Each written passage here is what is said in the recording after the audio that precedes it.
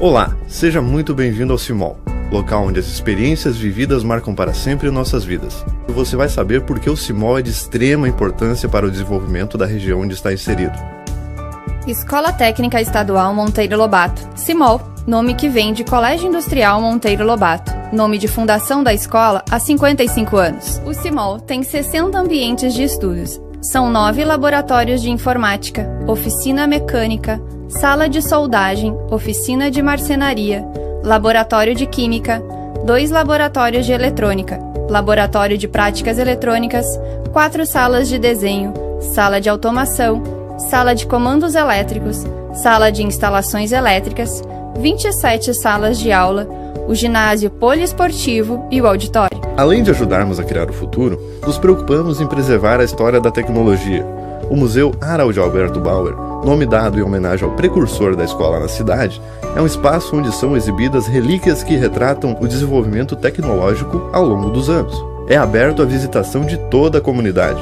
Todo esforço em busca de investimentos por parte da equipe diretiva tem como objetivo aproximar cada vez mais o universo educacional do CIMOL ao mundo profissional, de acordo com o avanço tecnológico do mercado de trabalho.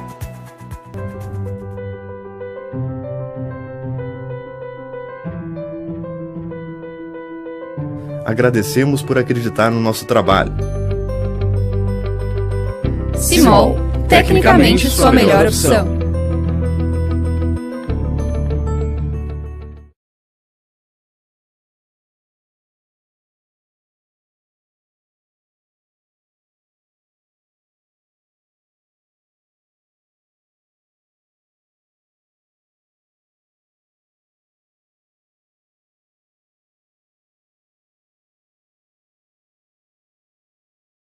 E aí pessoal, meu nome é João Pedro, esse aqui é meu colega Arthur e esse é o Kevin, e hoje nós vamos falar sobre 2 figuras de linguagem.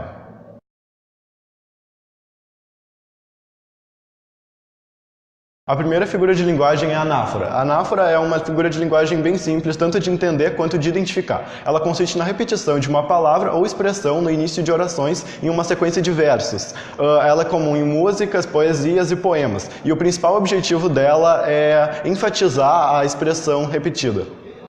Como exemplo de anáfora, nós temos a sequência de versos. Respeito é uma coisa essencial, respeito é algo especial, respeito não deve ser parcial, respeito é crucial. Nas quais a palavra respeito se repete no início de cada frase. Aqui a gente tem outro exemplo de anáfora. A violência não nos leva a nada. A violência me afasta, a violência me faz pensar que para as pessoas não vou passar meu amor. E como eu disse antes, não precisa repetir o termo em todos os versos, apenas na maioria deles. Nesse caso, o termo é a violência.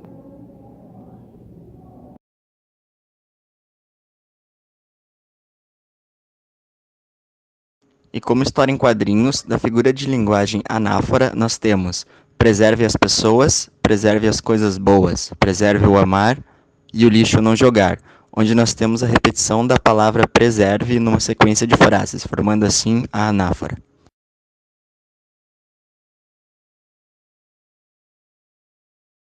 É importante também citar a diferença de assonância, também chamada de repetição, e a aliteração, da anáfora. A assonância, então, e a aliteração são 2 figuras de linguagem que trabalham com a repetição de um fonema. Diferente da anáfora, é bem simples de diferenciar elas, porque a anáfora trabalha com a repetição de uma mesma palavra ou expressão, no início de uma sequência de versos.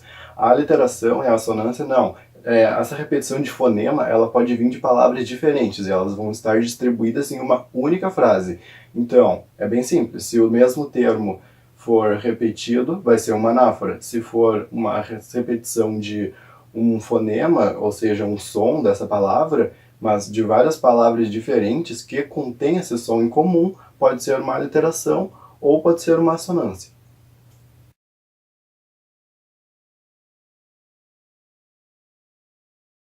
A figura de linguagem antítese consiste na aproximação de 2 palavras de sentidos opostos da mesma frase, ressaltando os sentidos das palavras de uma forma que não seria possível se as palavras estivessem em frases diferentes. Aqui temos um exemplo de antítese, na qual temos a frase vamos ter mais respeito, não ser egoísta, mas sim altruísta, na qual as palavras com sentidos opostos são egoísta e altruísta, ou seja, elas são antônimas e estão dispostas na mesma frase. Bom, aqui nós temos mais um exemplo de antítese na frase. A ética é uma arte pura que não deve ser levada de maneira suja, aonde as palavras de sentidos opostos são pura e suja. Elas não necessariamente precisam estar uma do lado da outra, mas sim necessariamente na mesma frase.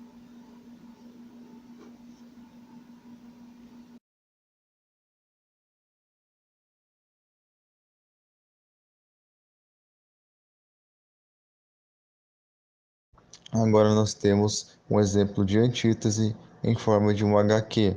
No nosso cotidiano podemos dar às pessoas alegrias e tristezas, onde as palavras de sentidos opostos são alegrias e tristezas e são dispostas na mesma frase, dando assim destaque à antítese. Existe uma outra figura de linguagem, então, que pode ser confundível com a antítese, que é o paradoxo.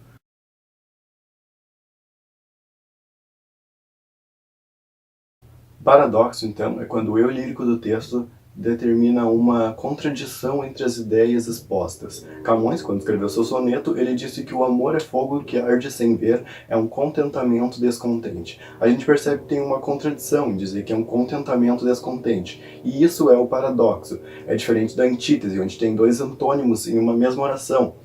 Mesmo realocando esses antônimos em uma outra frase, eles vão ter sentidos opostos, porque o significado vem deles, diferentemente do paradoxo, que a gente percebe através de uma análise, a gente percebe através de uma interpretação que as palavras vão ter uma contradição. Então pode ser uma ideia contrária, mas não quer dizer que as palavras sejam antônimos por si só.